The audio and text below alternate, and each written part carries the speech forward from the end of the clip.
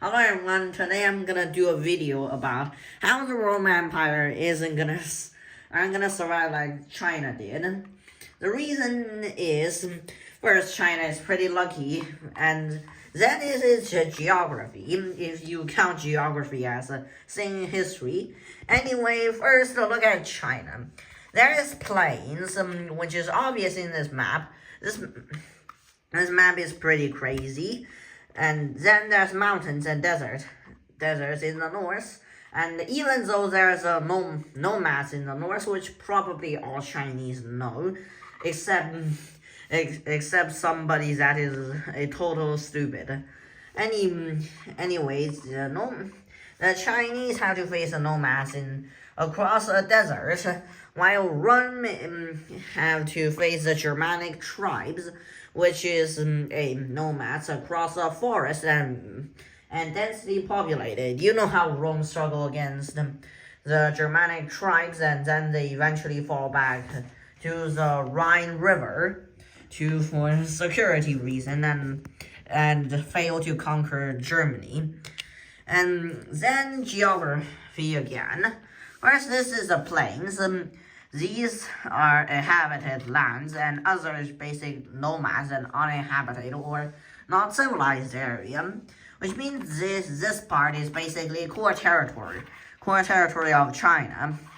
You can probably know this from the Chinese provinces.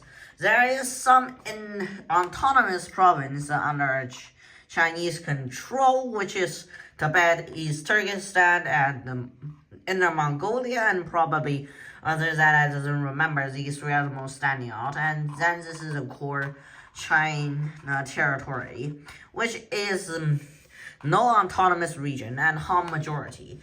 And it has some rivers like the Yellow River and the river that is probably the Yangtze River, which makes the Chinese civilization thrive, and they basically have no threat. First, India is blocked off by the Himalaya mountains, which are 8,000 meters high, which probably isn't gonna cross by some Indians.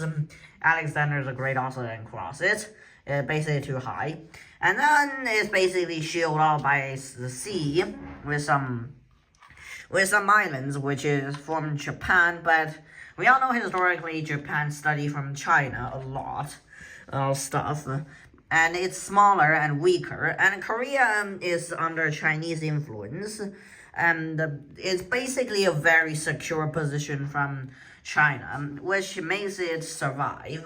And now look at Rome. Rome is basically all of mountains.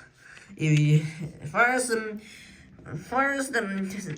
is the Alpine Mountains, which are pretty damn high. And then it's the Gaul Mountain, or I call it. Some mountains at the Franco-Spanish border separated Gaul from Spain, and Spain is basically full of mountains, or at least pretty high. Then there is still the Rhine, which is a river, but you have to go to Britannia by the English Channel, which is a sea route, which is not very good. And then down south, North Africa is basically desert, except Egypt and the Nile, if you really count that, and they have to go through by the Mediterranean.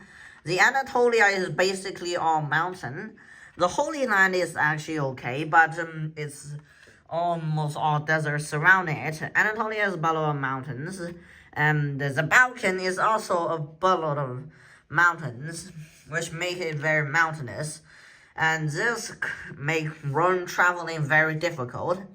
And if a superpower like probably the Mongols, it won't actually survive to the time of the Mongols, will just rampage over in, and then it will probably stop by some mountains like the Balkan Mountains or the Alps or the Anatolia Mountains, which means it's not gonna conquer Rome in one go. And look at China. The Mongols, which invaded China and overrun it pretty quickly in probably a decade, and then which means And because China doesn't have much plain, the north part of China is easily fall if China is not strong enough and basically got destroyed. And the south is basically on the south of China is only protected by the Yangtze River, and if it's crossed, China is basically doomed. Which means, and the Mongols basically do that, which overrun China in basically one go, which still unify China. And now it's the second point, central authority. China basically converts everybody that is not Han Chinese into Han Chinese by using central authority. And it gathers all its power in the emperor, which I don't want to say it in native Chinese language. And basically gather all of its power in one group, which means China is pretty not prone to split. Even though China split multiple times in their history, they basically still had the mind of unifying, which eventually they do all unify, and China is a unified state now. Probably if you count Taiwan as a country, it probably would be a separate state, but I'm not gonna count Taiwan as a country. I'm gonna say it as Chinese Taipei. Do not angry any Chinese in the mainland. And Rome is a different case.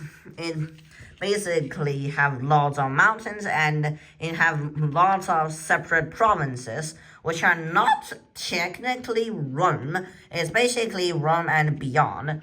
And also shout out to Possible History for doing that video to check out his channel. And now basically Rome is not gonna be conquered, and it's easily to be split, and it will be permanently split if it doesn't resolve very quickly, like the West-Eastern split by the Roman Empire, which basically ended.